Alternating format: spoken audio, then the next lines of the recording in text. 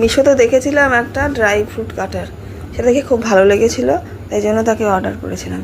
এই জাস্ট আসলো, তো নিয়ে আসলাম। নিয়ে এসে তোমাদের সামনেই বক্সটাকে আনবক্স করছি। দেখো জিনিসটা, দেখি এরকম দেখতে। দেখো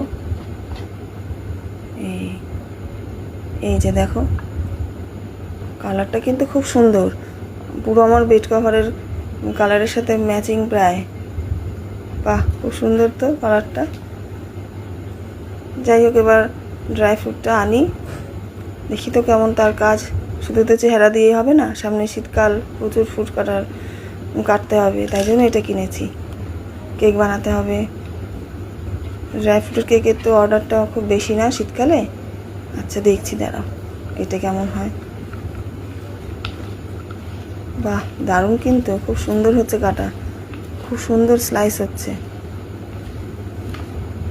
এত কম পয়সায় এই জিনিসটা পাওয়া গেছে, খুবই ভালো কিন্তু।